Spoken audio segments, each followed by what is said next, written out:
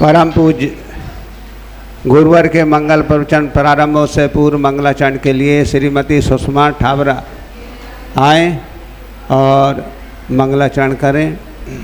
जय बोलो 1008 पारसनाथ भगवान की जय। जय बोलो आचार्य संघ की जय। छाई काली घटाई तो क्या, उनकी छतरी के नीचे हूँ मैं। छाई काली घटाई तो क्या, उनकी छतरी के नीचे हूँ मैं। आगे आगे मेरे बाबा तू, मेरे बाबा के पीछे हूँ मैं। तूने पकड़ा मेरा हाथ है, फिर डरने की क्या बात है। मेरे बाबा मेरे साथ है, फिर डरने की क्या बात है। मेरे बाबा मेरे साथ है, फिर डरने की क्या बात है। जय जी ने बहुत बहुत धन्यवाद। मंगलाचरण के पश्चात गुरुवार के चरणों में नमोस्तु करते हुए निवेदन करेंगे। हे गुरुवार, हाथ जोड़ें सभी, जोर से आवाज़ आना चाहिए। हे गुरुवार नमोस्तु नमोस्तु नमोस्तु। प्रतिदिन की भांति आज भी हमको इष्टोपदेश ग्रंथ के माध्यम से जिन देशना का लाभ प्राप्त हो। अभी जो है इष्टोपदेश में तीसरी गाथा चल रही है। कल बताया था कि यदि द्रव्य क्षेत्र काल भाव के माध्यम से अगर हमको आत्मा की सिद्धि होती है, मोक्ष मार्ग की प्राप्ति होती है, तो फिर व्रतों के पालन करने से क्या फ़ायदा। फिर क्यों हम व्रतों को पालन करें हैं। जब अच्छा क्षेत्र आएगा, काल आएगा, भाव आएगा, तो हमारे भाव शुद्ध हो जाएंगे, और जब भाव शुद्ध हो जाएंगे तो मोक्ष की प्राप्ति हो जाएगी। तो उसी के बारे में यहाँ पर चर्चा चल रही है। तो बताया था कल कि जो है जिस प्रकार से कोई ग्रीष्म ऋतु है, गर्मी का ऋतु है, और उसमें कोई प्रतीक्षा कर रहा है। एक व्यक्ति छाया में बैठा है, पेड़ की छाया में, और एक घाम में खड़ा हुआ है, तो किसको अनुकूलता मिल रही है। छाया में खड़ा है उसको सुख की प्राप्ति है कि जो तेज धूप में खड़ा है उसको। हाँ, तो इसी प्रकार से जो व्रतों का पालन करते हैं उनको स्वर्ग की प्राप्ति होती है, और जो व्रतों का पालन नहीं करते, असंयम में अपना जीवन व्यतीत करते हैं, उनको नरक की प्राप्ति होती है। वही प्रकरण यहाँ पे चल रहा है। अब आपको इस बारे में विस्तृत रूप से महाराज श्री इष्टोपदेश ग्रंथ के माध्यम से जिन देशना देंगे। गुरुवार के चरणों में नमोस्तु करते हुए निवेदन करते हैं, गुरुवार प्रतिदिन की भांति आज भी हमको जिन देशना देने की अनुकंपा करें। नमोस्तु गुरुवार। ओम नमः सिद्धेभ्यः।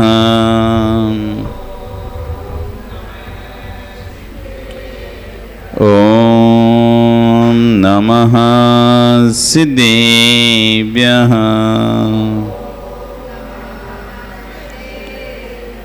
ओम नमः सिद्धेभ्यः। तिर्यणि यस्य स्वयं स्वभावाप्ति, प्रभावे कृष्णकर्मणः, तस्मै संज्ञानरूपाय नमोस्तु परमात्मने। नमो अरिहन्ताणं, नमो सिद्धाणं, नमो आयर्याणं, नमो वच्छायाणं, नमो लोये सव्यसाहुणं। बोलिए अनंत अनंत से परमिष्टि भगवानी की, आदिरूम आदिनाथ भगवानी की, वर्तमान शासनी महावीर भगवानी की, मूल नायक श्री पार्श्वनाथ भगवानी की, आचार्य पूज्य पाद स्वामी महाराज जी की, आचार्य गुरु श्री ईश्वर विश्व सागर जी महाराज जी की, अहिंसा में विश्व धर्म की।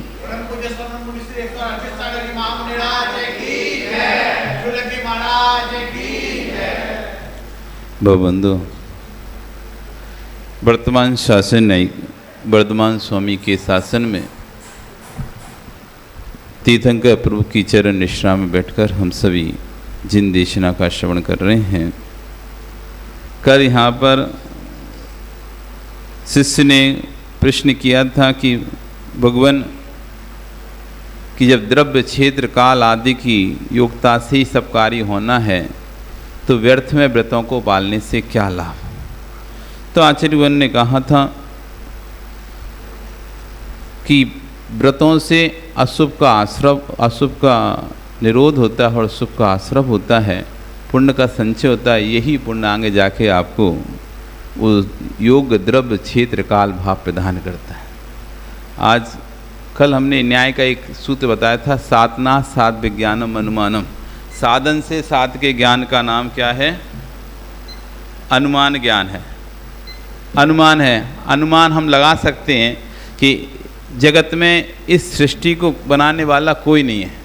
जगत में लोग मानते हैं कि सृष्टि को बनाने वाला ईश्वर है, इस सृष्टि को बनाने वाला ईश्वर है, ईश्वर ही सब कुछ करता है। पर जैन दर्शन कहता है ईश्वर कुछ भी नहीं करता है। यदि ईश्वर करता होता तो ईश्वर और हम में कोई अंतर नहीं है। क्यों? जैसे हम राग देश से किसी का अच्छा बुरा कर रहे हैं और ईश्वर ही वैसे ही राग देश से अच्छा बुरा करे, तो फिर उसमें हमारा और उसमें क्या अंतर हुआ? एक ही ईश्वर की कभी भी कोई भी पिता अपनी संतान का हित नहीं चाहता। जैसे कोई भी पिता अपनी संतान का हित नहीं चाहता, यदि ईश्वर ने हमको बनाया तो हम ईश्वर की संतान हुए। यदि ईश्वर ने हमको बनाया तो हम ईश्वर की संतान हुए। तो ऐसा कैसा ईश्वर कि एक बेटे को तो गरीब बनाया, एक को अमीर बनाया, एक को तो स्वस्थ बनाया, एक को बीमार बनाया, एक को तो लूला लंगड़ा बनाया, एक को सुंदर बनाया। तो कभी कोई भी कृतिकार अपनी कृति खराब नहीं बनाएगा। कभी भी कोई भी कृतिकार अपनी कृति को खराब नहीं बनाए। इसका मतलब ईश्वर ने नहीं बनाया। और यदि ईश्वर ने बनाया होता तो ऐसा कैसा ईश्वर है जो उसको नहीं मानने वालों को भी बनाया उसने? अरे मानने वालों को बनाया तो समझ में आता है, लेकिन नहीं मानने वालों को भी ईश्वर नहीं बनाए क्या? और ऐसा कैसा ईश्वर है कि खुद ही को बनाना पड़ रहा है और खुद ही को नष्ट करना पड़ रहा है। फिर खुद ही ने बनाया और खुद ही संहार कर रहा है। जब हमको ईश्वर ने बनाया तो दैत्यों को भी ईश्वर ने बनाया। फिर तुम्हारे हिसाब से ईश्वर दैत्य का संहार करता है, शत्रुओं का संहार करता है, बुरी शक्तियों का संहार। उन फिर बुरी शक्तियों को किसने बनाया? सबको जब ईश्वर बनाता है तो बुरी शक्तियां भी ईश्वर ने बनाई। तो ऐसा कौन सा ईश्वर है जो अपना ही अहित करने वाले व्यक्ति को तैयार करता है? इसलिए ईश्वर करता नहीं, यहाँ पर कर्म हमारा करता है। जो भी व्यक्ति जन्म ले रहा है वो किसी ईश्वर की इच्छा से जन्म नहीं ले रहा। जो भी व्यक्ति फलों को भोग रहा है वो किसी ईश्वर की इच्छा से फल को नहीं भोग रहा है। इसलिए हमारे यहाँ पर इस डर से तुमको नहीं बुलाया जाता कि भगवान नाराज हो जाएंगे, मंदिर आया करो भगवान नाराज। कभी नहीं कहा किसी ने कि श्राप दे देंगे भगवान। बेटा तुमने कर लिया ना, और करोगे अभिषेक? ठीक है बेटा। कभी ईश्वर ये नहीं कहता, कभी ईश्वर ये नहीं कहता कि हम तुमको श्राप दे देंगे तुम नहीं आओगे दर्शन करने। तो या ना कोई साधु या ना कोई धर्म गुरु, जैन धर्म गुरु कभी ये नहीं कहता कि तुम यदि मंदिर नहीं आओगे तो भगवान तुमको श्राप दे देंगे, तुम्हारा अहित कर देंगे, तुम्हारा बुरा कर देंगे। क्योंकि जैन दर्शन में ईश्वर बातता है ही नहीं है। जैन दर्शन में ईश्वर कर्तृत्ववाद है ही नहीं है। जैन दर्शन तो कर्म सिद्धांतवाद है। जो जैसा कर्म करेगा उसको वैसा फल मिलेगा। इसमें ईश्वर का कुछ भी रोल नहीं है। इसमें ईश्वर का कुछ भी रोल नहीं है। तो कल आचार्य ने कहा था भैया तुम अच्छा करोगे तो अच्छा मिलेगा, बुरा करोगे बुरा मिलेगा। अभी भले योग काल योग द्रव्य क्षेत्र नहीं है, लेकिन अभी यदि तुमने साधना करी है तो आगे जाके नियम से तुम्हें योग द्रव्य क्षेत्र काल मिलेगा। अब इसी बात की पुष्टि करने के लिए, इसी बात को समझाने के लिए आचार्य उदाहरण दे रहे हैं। क्योंकि न्याय में एक 5 सिद्धांत होते हैं न्याय के। 5 प्रकार से एक बात को समझाया जाता है। प्रतिज्ञा, तर्क, प्रतिज्ञा के माध्यम से, तर्क के माध्यम से, उदाहरण के माध्यम से, उपनय के माध्यम से और निगमन के माध्यम से। ये 5 अंग होते हैं। प्रतिज्ञा, तर्क, उपनय, उदाहरण, उपनय और निगमन। ये 5 अंग न्याय में होते हैं। जब किसी से वाद विवाद होता है, किसी को अपनी बात किसी से हम सिद्ध करने की कोशिश करते हैं, 5 चीज़ें ध्यान रखते हैं। प्रतिज्ञा ध्यान रखते हैं, मतलब हमारी बात क्या, हम किस बात को सिद्ध करना चाहते हैं, वो हमारी प्रतिज्ञा। जैसे मैं अपनी बात सिद्ध करना चाहता हूँ, संयम से कल्याण होगा, ये मेरी प्रतिज्ञा है। उसके लिए मैं तर्क दे रहा हूँ, उसके मेरे लिए तर्क दूंगा।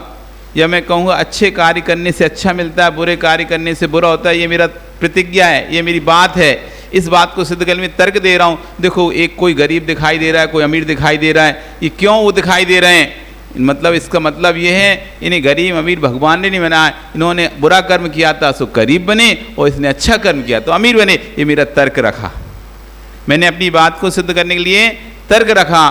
फिर उसके लिए मैं उदाहरण देता हूँ। कोई 2 व्यक्तियों को खड़ा कर दिया, ये देखो ये अमुक व्यक्ति है, ये अमुक व्यक्ति है, ये मेरे उदाहरण हो गए। फिर मैं उपनय वापस फिर से अपनी प्रतिज्ञा को दोहराऊंगा कि इसलिए जो अच्छा करता है उसे अच्छा मिलता है, जो बुरा करता है वो बुरा मिलता है। फिर मैं अपनी तर्क को दोहराऊंगा, अच्छा करने से अच्छा, बुरा करने से बुरा। ये 5 चीज़ें होती हैं। मैंने कहा इस पर्वत पर अग्नि है, इस पर्वत पर आग लगी है, तर्क दिया जहाँ जहाँ धुआं होता है वहाँ वहाँ नियम से अग्नि होती है, ये मेरा तर्क है। मैंने पहले कहा इस पर्वत पर आग लगी है, कोई ने पूछा कैसे लगी आग, तुमने कैसे जाना, तो मैंने तर्क दिया जहाँ जहाँ अग्नि होती है, जहाँ जहाँ धुआं होता है वहाँ वहाँ नियम से अग्नि होती है, इसलिए इस पर्वत पर आग है। अब उदाहरण, जैसे रसोई घर, आप अपने घर में देख लो, चूल्हा जलता है, धुआं उठता नहीं निकलता, मतलब पता चल जाता है अग्नि है। तो उदाहरण दे दिया हमने। फिर हम पुनः अपनी बात को दोहराएंगे, इसलिए जहाँ जहाँ धुआं वहाँ वहाँ अग्नि, ये उपनय। फिर निगमन, इसलिए इस पर्वत पर अग्नि है। ऐसे करके अपनी बात की सिद्धि की जाती है। तो यहीं पर आचार्यगण ने अपनी बात सिद्ध कर दी कि भाई संयम से ही आगे मिलेगा। अब उस बात की सिद्धि के लिए वो अब उदाहरण यहाँ पर दे रहे हैं। क्या दे रहे हैं? तीसरा उदाहरण दे रहे हैं। वरम व्रतम पदई देवम नावृतई व्रत नारकम छाया तपस्थयोर्भेदा प्रीतिपालयतोर्महान। वरम व्रतई पदम देवम, किसी ने कहा था कि क्या करना है अभी से संयम लेके, बाद में संयम ले लेंगे जब योग छेद काल आएगा। तो कह रहे हैं वरम व्रतई पदम देवम, वरम यानी श्रेष्ठ है, व्रतई यानी व्रतों के द्वारा देव पद पाना, स्वर्ग में देव पद को पाना, व्रतों का पालन करके स्वर्ग में देव पद पाना श्रेष्ठ है। आवृतई वत नारकम, असंयम के साथ नरक में रहने से अच्छा, असंयम का पालन करके नरक में जाने से अच्छा है अभी पंचम काल में व्रतों का पालन करके संयम का पालन करके स्वर्ग में बैठो। क्यों? छाया तपस्थयोर वेदा प्रीतिपालयतोर महान। जैसे किसी व्यक्ति का इंतजार करना है, अब आपके पास 2 ऑप्शन है, आप चाहो तो एक पेड़ की छाया में बैठकर भी इंतजार कर सकते हो, आप चाहो तो धूप में खड़े होकर भी इंतजार करते हो। वो तो अपने समय पे आएगा, वो तो अपने समय पे आएगा। आने वाला व्यक्ति जब उसकी गाड़ी आएगी तभी समय पे आएगा, लेकिन आप इंतजार कर रहे हैं, वेट कर रहे हैं, तो आप कहाँ जाना ज़्यादा सही समझेंगे? छाया में बैठ के इंतजार करना या धूप में? स्वतः ही है, छाया में बैठोगे तो आपको शांति मिलेगी, सुकून मिलेगा, और धूप में बैठोगे तो क्लेश होगा, ताप होगा, संक्लिष्टता बनेगी। ऐसे ही योग देव द्रव्य क्षेत्र काल तो अब चतुर्काल घूम कर आएगा तब मिलेगा। अभी तो पंचम काल है, फिर छठवां काल आएगा, फिर पुनः छठवां काल आएगा, फिर पंचम काल आएगा, फिर चौथा काल आएगा, तब जाकर आपको भगवान बनने की योग्यता मिलेगी। तब तक के लिए, तब तक में 84,000 वर्ष हैं अभी, कितने वर्ष उसके लिए? 84। अभी ज़्यादा 2500 वर्ष निकल गए भगवान महावीर स्वामी, तो 84,000 में से 2500 घटा दो, कितने गए? 81,000 भाव, फिर भी 81,500 भाव, फिर भी अभी भी समय है। और वो चालू होगा, चालू होने के बाद तुरंत तो मिलेगा नहीं, थोड़ा चलेगा, 1 कौड़ी सागर का भाव चलेगा, 1 कौड़ी सागर का, तो कभी मिल सकता है। मतलब अभी 84,000 वर्ष अभी बाकी हैं भगवान बनने के लिए। अभी किसी को भगवान भी बनना है ना, तो इस भरत क्षेत्र से यदि भगवान बनना है तो 84,000 वर्ष तक इंतजार करना पड़ेगा। अब वो 84,000 वर्ष नरक में बैठ के इंतजार करे, ये 84,000 वर्ष स्वर्ग में बैठ के इंतजार, ये उसके ऊपर है। अब कहाँ बैठ के इंतजार करना? देखो, राजा सैनिक को तीर्थंकर बनना है, इसी भरत क्षेत्र में आके 84,000 वर्ष के लिए वो नरक में गया है, नरक में इंतजार कर रहा है, 84,000 वर्ष का समय काट रहा है, दुख के साथ काट रहा है। वही जीव दुख के साथ, क्लेश के साथ, वहां पर क्या हो रहा है? लड़ना, मारना, काटना, पीटना, इतनी वेदना है। बिच्छू सहज डसे नहीं तिसो, 1000 बिच्छू भी डस लेना तो उससे उतनी वेदना नहीं होती, उससे अधिक वेदना उस भूमि के स्पर्श मास से होती है। इतनी वेदना उस भूमि की। 3 लोग को नाज जुखाए तो भी कणा ना लहाए, 3 लोग का नाज खा लें तब भी इतनी भूख लगती है कि 3 लोग का भी अनाज उसके सामने रख दिया तो वो भी साफ कर जाएंगे, तब भी भूख ना मिटे, तब भी वहां पर 1 कण भी खाने को नहीं मिलता। सिंधु नीर ते प्यास ना जाए, इतनी प्यास लगती है कि सिंधु का नीर भी ला के रख दे, पूरा समुद्र भी उसके सामने रख दिया, वो भी पी ले तब भी प्यास ना बुझे, तभी 1 बूंद पानी पीने नहीं मिलता। ऐसी वेदना है। तिल तिल करें दीही के खंड, तिली देखी कितनी बड़ी होती है, तिल राजगिरा तिल जैसे बोलते हैं ना, तिल ऐसे छोटे छोटे टुकड़े करे जाते हैं, बारीक बारीक। तिल तिल करें दीही के खंड, एक नार की दूसरी नार की के ऐसे छोटे छोटे टुकड़े कर देता है। इतनी वेदनाएं हैं वहाँ पर। अब वो राजा सैनिक जो कि आगामी काल में इस भरत क्षेत्र में प्रथम तीर्थंकर बनेगा, उस राजा सैनिक को ये वेदनाएं सहन करना पड़ रही होता है। उस राजा सैनिक की आत्मा उस नारक पर्याय में पहुंच गई है और वहाँ पर ये वेदना सहन कर रही है, वहाँ से निकल के फिर यहाँ पर ये तीर्थंकर बनेगी। अब सोचो, तीर्थंकर बनना है तो कहाँ जाकर संचार करना, अपना 84,000 का वर्ष का समय नीचे काटना पड़ रहा है। क्यों? क्योंकि उसने दिगंबर मुनिराज के ऊपर उपसर्ग किया था। ये नरक में क्यों काटना पड़ रहा है उसे? क्योंकि उसने दिगंबर मुनिराज के ऊपर उपसर्ग किया था, उनके गले में सर्प डाला था, अपशब्द बोले थे, उनके बारे में बुरा सोचा था। उसका फल है उसे 7वें नरक की आयु बंधी थी। वो तो बाद में उसे सम्यक दर्शन प्राप्त हुआ, उसने अपना पश्चाताप किया तो आयु कम हो गई, लेकिन नरक की आयु कम हो गई, लेकिन नरक गति नहीं छूटी। नरक की आयु कम हो गई, जो 33 सागर की आयु थी वो घट के 84,000 वर्ष रह गई, पर नरक गति नहीं छूट पाई उसकी। वहाँ तो जाना ही पड़ेगा उसे, वहाँ तो जाना ही पड़ा उसे। इसलिए ध्यान रखना, कभी भी सपने में, आचार्यगण तो कहते हैं हकीकत तो छोड़ो, सपने में भी यदि आपके सपने में भी गुरु निंदा हो जाए ना, उसका भी प्रायश्चित ले लेना ना, नहीं तो उसका भी फल ऐसा निकलता है, कह हो कुष्टी कह हो कोड़ी।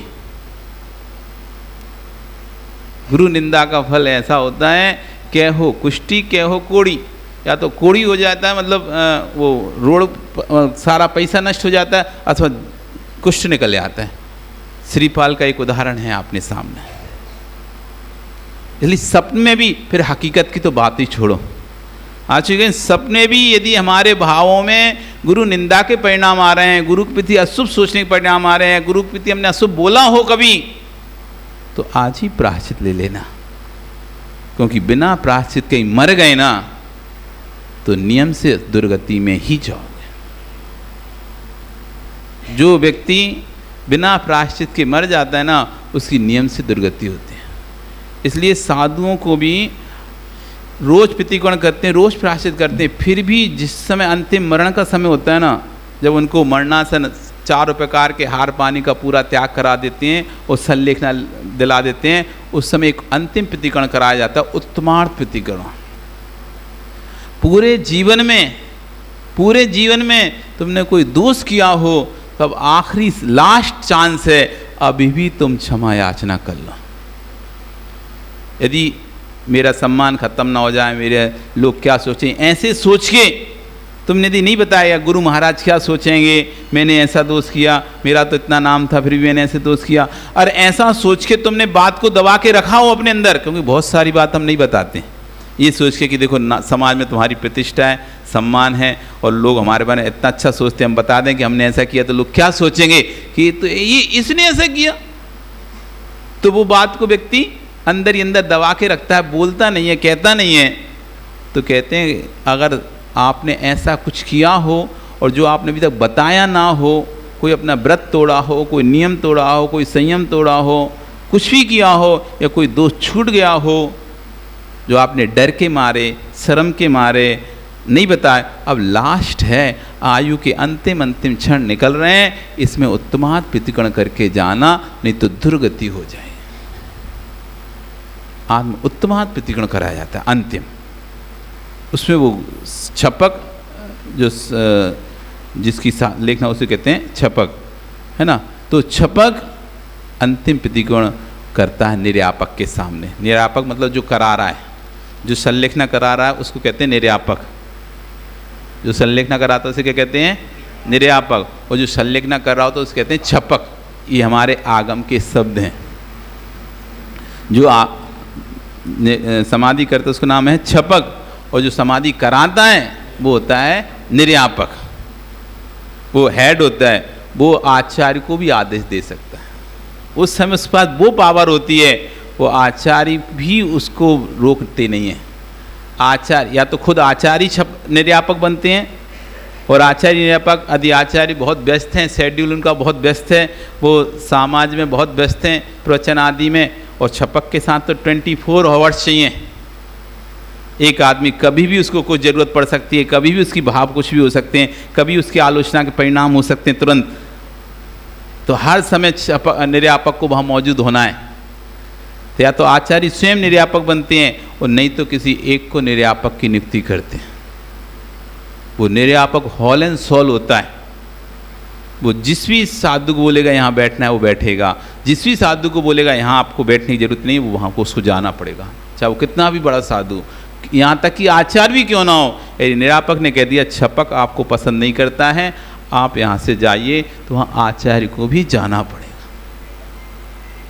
इतना पावर होता है उस समय निर्यापक के पास में, इतना पावर रहता है।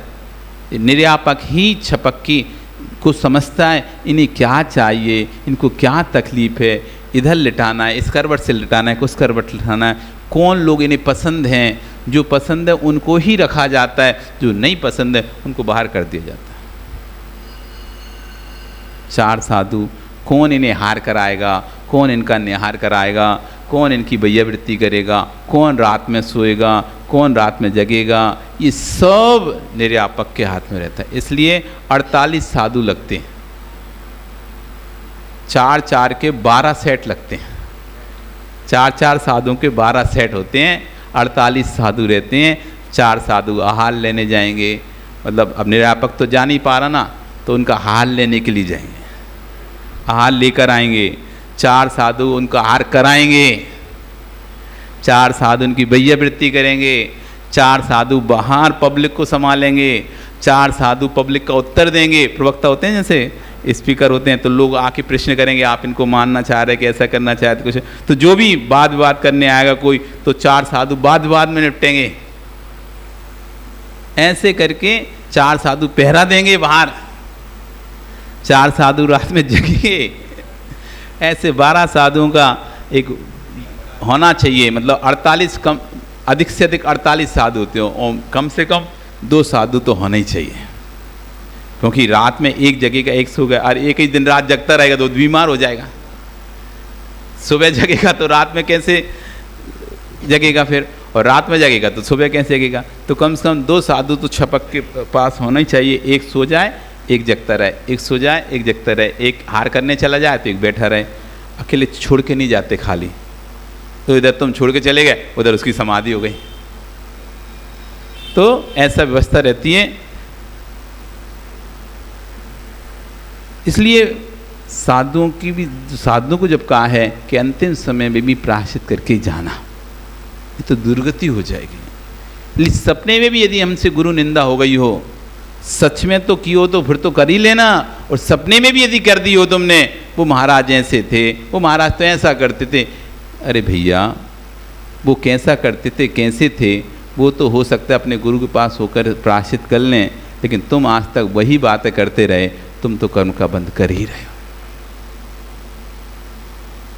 तुमने कोई गलती देखी, कुछ देखा, तुम्हें नहीं समझ में आया, और तुम अब, हम तो गए थे शिखर जी, हमें तो वैसा करते दिखे थे, हम तो तब से मानते ही नहीं हैं। अरे भैया तुम जब गए थे, हो सकता है उन्होंने अपनी गलती की, कमजोरी की, अपने प्रायश्चित अपने गुरु के पास जाकर लेकर वे शुद्ध हो गए हों, और तुम तो आज भी उनकी वो गलती को देखकर और वही चर्चा कर रहे हो। आप तो सदैव कर्म का बंध कर ही रहे हो, वो तो कर्म की निर्जरा कर रहे हैं, लेकिन आप कर्म का बंध कर। इसलिए कभी भी कोई गलती देख ली भी लो, हमारा उपघुवन अंग कहता है, उपघुवन के अंग क्या कहता है कि हमने यदि धर्मात्मा की गलती देख भी ली हो, तब भी धर्मा की गलती छपाना नहीं है, छुपाना है, छपाना नहीं है। ये तो पता चला एक मैसेज निकाल दिया व्हाट्सएप, चलो हो गया, छपाना नहीं है, छुपाना है। क्योंकि ना धर्मो धार्म के ही बिना, धर्मात्मा के बिना धर्म ठहरता नहीं है। हम निंदा धर्मात्मा की करते हैं, लेकिन निंदा धर्मात्मा की नहीं, धर्म की होती है।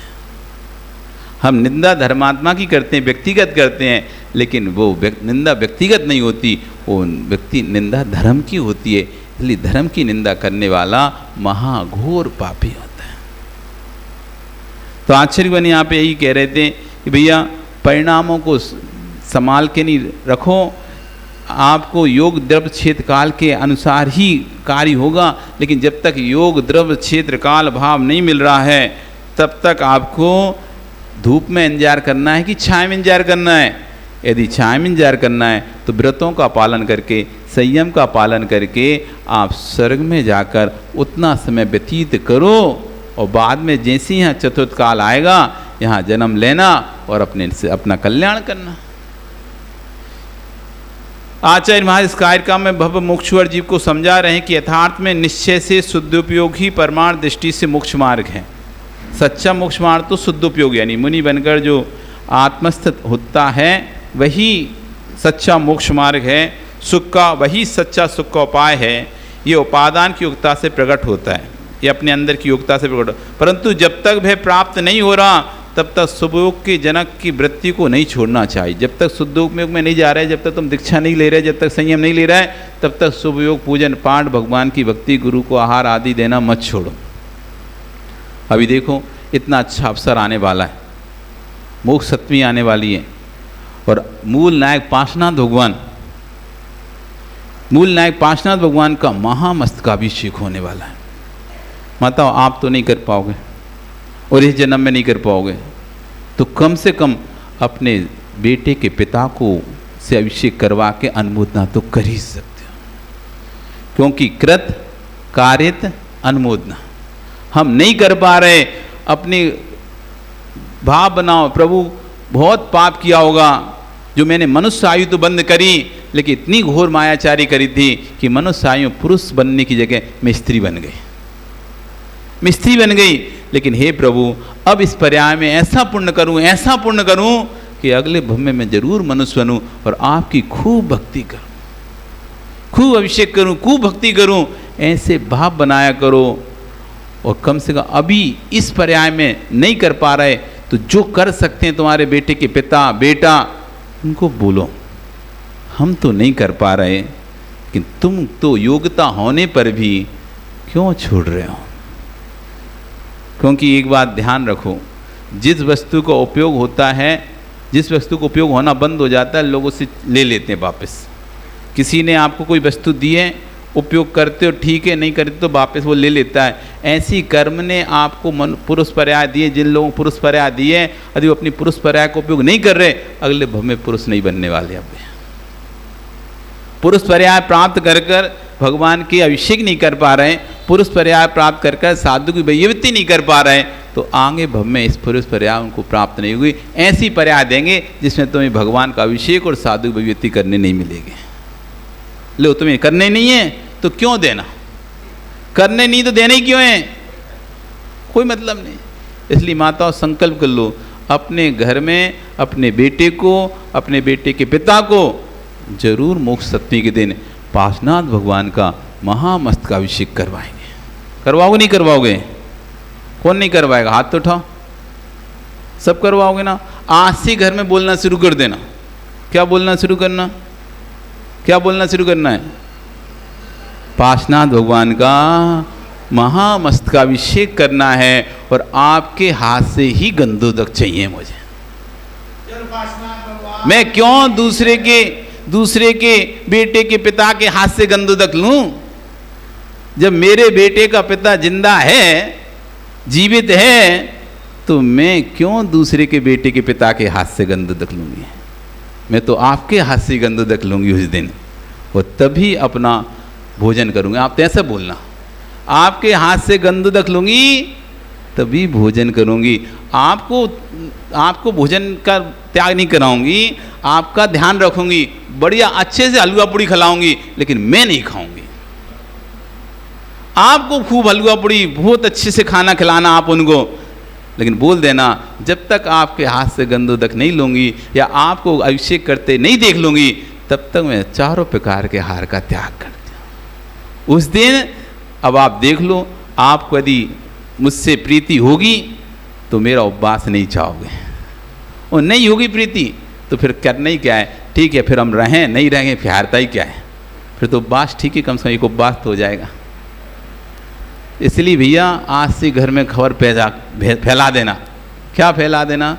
कि आप जब अभिषेक करते मैं आपको देख लूँगी तभी मैं अपने कंठ में पानी पीऊँगी, तब तक पानी नहीं पीऊँगा। अब वो चाहे सुबह 7 बजे करे, चाहे शाम को 7 बजे या अगले दिन 7 बजे आए, आना ही पड़ेगा उससे, बिल्कुल आना पड़ेगा। जहाँ कहते हैं 4 हट जगत में प्रसिद्ध हैं, 4 हट जगत में प्रसिद्ध हैं। बाल हट, पहली हट बाल हट। यदि एक बालक हट पे आ जाए, चाहिए चाहिए रोने लगे, अब तुम मचल जाए, अब तुम तो ये दिलाना ही पड़ेगा। जी चलो ठीक है, दिला दो इसे, आइसक्रीम के लिए रो ले या कोई खिलौने के लिए रोने लगे, फिर तो आखिरी में तुम्हें हार माननी पड़ती। तुम डांट भी दो, पीट भी दो, मार दो, पर वो नहीं चुप हो रहा है, अब क्या करोगे आखिरी में? बाल हट। दूसरी होती है राज हट।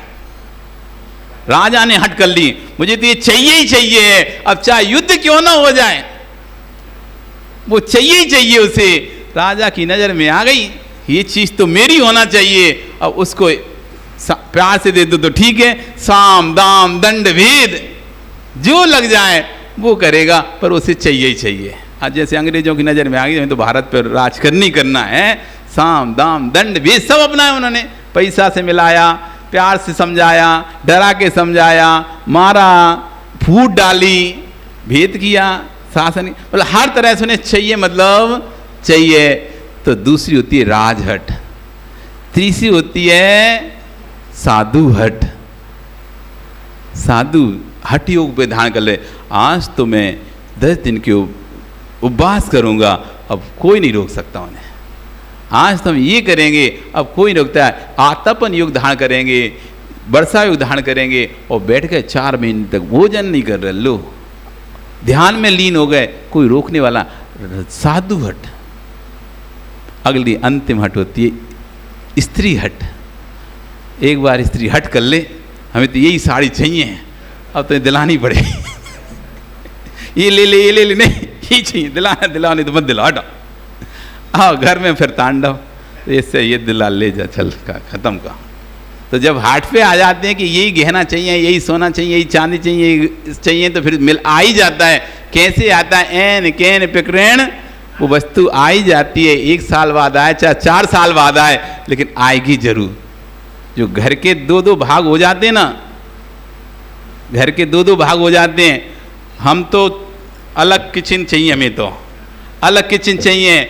अब शुरुआत होती है, फिर रोज कमरे में लड़ाई, रोज कमरे में लड़ाई, रोज कमरे में, फिर बाहर लड़ाई, आखिरी में फिर थक हार के यार तुम अलग बना लो, ये अलग बना लेंगे, फालतू रोज का झगड़ा है, रोज की किच किच होती है, इससे जब तुम अलग कर लो, ये अलग कर लो, आखिरी में वो अलग होना ही पड़ा। कितने दिन तक संभाल पाए? 1 दिन संभाल पाया, 2 दिन संभाल पाया, 1 महीने तक रोक पाया कि नहीं हो घर में बंटवारा, ना हो घर में बंटवारा। लेकिन रोज रोज की इतनी किचकिच, ना खाना ना पानी, सब कुछ, जीना ही मुश्किल हो गया। आखिरी फिर निर्णय लेना पड़ा, ठीक है चलो अलग अलग न्यारे हो जाते हैं, शांति रहेगी। तो स्त्री हट, इसलिए भैया माताओं हट कर लेना तुम तो, और अच्छे कार्य की हट करने में कोई बुराई नहीं है। गलत कार्य के लिए जब हट कर सकते हैं तो अच्छे कार्य के लिए हट कर लेना कि जब तक आपके द्वारा हम अभिषेक नहीं देख लेंगे तब तक पानी नहीं पिएंगे। नियम से यदि हम किसी के निमित्त कल्याण में निमित्त बनते हैं तो उसका पुण्य भी आपको प्राप्त होता है। यदि आप किसी के अच्छे कार्य के लिए प्रेरित कर रहे हो और प्रेरित करने से वो अच्छा कार्य आपके द्वारा करता है, तो जैसे जगत में देखा जाता है ना, कमीशन मिल जाता है ना। हमने किसी को एजेंट बनाया, उसने किसी और को बनाया, तो मिलता उसको रहा है, लेकिन उसका भी आपको भी मिल रहा है, तो कुछ परसेंटेज उधर भी आ जाता है। तो यदि आपके माध्यम से आपके बेटे के पिता यदि अभिषेक करते हैं तो नियम से उसका जो पुण्य उनको बंद होता है, उसकी अनुमोदना करने से, उसको करवाने से आपको भी उतना ही पुण्य प्राप्त होगा, ऐसा जिनागम में कहा है। इसलिए बिल्कुल आप सभी को यहाँ पर मोक्ष सत्य में ऐसा माहौल बनना चाहिए, ऐसा माहौल बनना चाहिए कि किशनगंज के इतिहास में ये बात हो जाए, ना तो कोई पुरुष बाकी रहा, ना कोई महिला बाकी रही जिसने भगवान का अभिषेक नहीं देखा, और ना कोई ऐसा पुरुष रहा जिसने भगवान का अभिषेक नहीं किया। अब जिसका पुण्य ज़्यादा ही क्षीण होगा तो उसकी उस समय या तो अशुद्धि हो जाएगा या फिर सूतक पातक कुछ हो जाएगा, तो समझ लो तुम्हारा पुण्य ही क्षीण है। और फिर ज़्यादा ही पुण्य क्षीण हो गया तो बस समझ लो कि अशुभी गति का जिसका बंध हो चुका है, जिसका नरक तिरंज गति का बंध हो चुका है, अशुभ गति का, ऐसा ही जीव होगा जो इतने कहने के बाद भी अभिषेक नहीं करने आएगा। और ऐसी ही कोई माता होगी जो इतना बताने के बाद भी अभिषेक देखने नहीं आएगी, जिसको अशुभ आयु का बंध हो चुका होगा। अब देखना कितनी माताओं का अशुभ आयु का बंध हुआ है, वो अपन को 19 तारीख को पता चल जाएगा। और कितने पुरुषों को नरक का आयु का बंध हो चुका है। साधनाथ साध विज्ञानम अनुमानम, शुभ कार्य करने के जिसके भाव ना हो, समझ लो अशुभ आयु का बंध हो चुका है।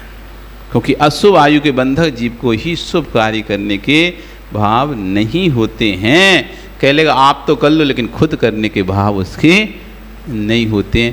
तो देखेंगे आज आपका समय हो गया, फिर आओगे, कल फिर आओ तो पर्याय फिर चर्चा करेंगे। बोली भगवान महावीर स्वामी की।